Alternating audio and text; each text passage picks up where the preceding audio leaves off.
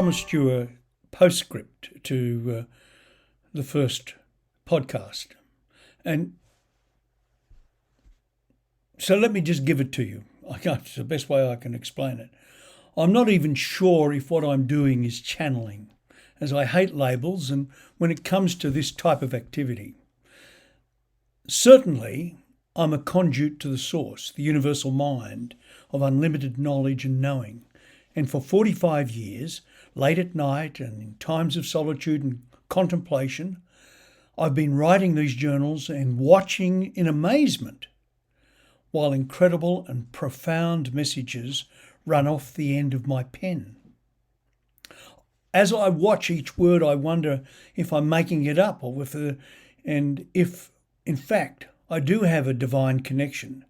But as the messages are so compelling and continuous, I cannot believe I'm making it up. For many years, I kept this secret source and the messages they told me to myself. I would occasionally share the messages with selected friends who I felt safe, and eventually I told my wife, but she looked at me sideways, and that was enough to keep me silent even longer. In 1984, while I was meditating in an apartment just across the road from John Howard, our ex-Prime Minister, I received a visitation from two blue beings who took me on a journey in space and time.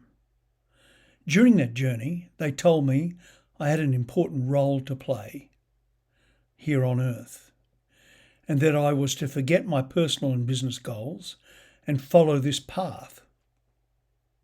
I rejected this notion completely because I had grand goals in my personal life and my business life.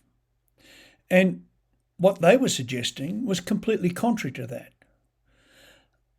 I didn't want to know about their vision for me or the message, and I certainly didn't want to give up my personal goals. However, I continued to write my journal, and the messages continued to be contrary to my personal and business visions. In 1989, I was diagnosed with leukaemia, and I was told there was no curative approach and that the best I could expect was palliative care and maybe 5 years of life. Over the next 12 years, I battled the leukaemia, and the journal messages continued to flow, and I concentrated even harder on my business career and finding a way to heal my body. The result was I had been financially successful, but my body was dying. In 2001, I'd reached end-stage disease, and I was told I had less than 3 months to live. I'd undergone 3 bone marrow transplants and still had progressive disease. The doctors decided to give me 1 more infusion of transplanted cells, but suggested I'd only get another 18 months of life because I'd no longer be refractory to all the chemotherapy. And I thought, oh joy, more chemotherapy, just what I'm looking for. On the day of the transplant, I had an emotional and angry conversation with God. I said, F this God. I haven't come here to die now. I call back all my energy, all my fragments, all my denied parts, all my life energy, and I demand to be healed right effing now. Sorry for the profanity, but it's how I said it. At the moment that happened, I was in my car. I parked at the side of the road about half a kilometre from the hospital, which I'd just left, and had that conversation. And when I asked God to heal me, I'm sitting there holding the steering wheel, and I felt like this bolt of light came down through my head, all the way down my spine and into the earth.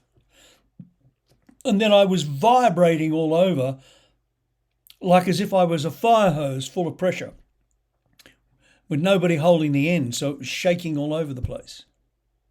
my body started to heat up, and I started to release all of these guttural noises out of my throat.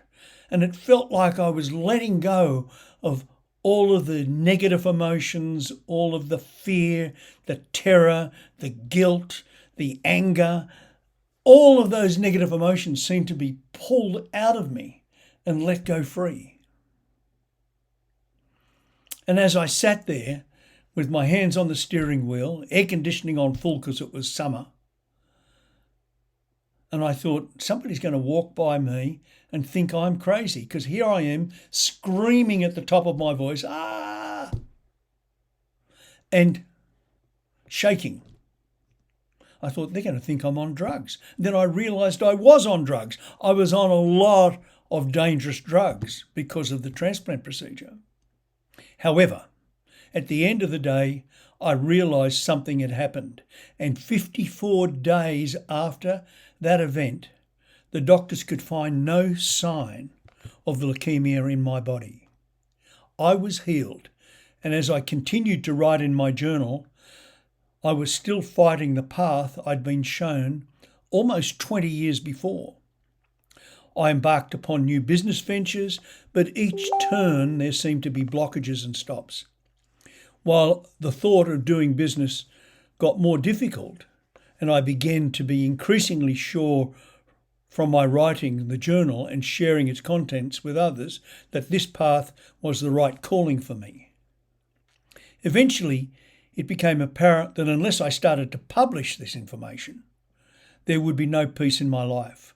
So I had to throw caution to the wind and trust the power of attraction to bring abundance and substance into my life.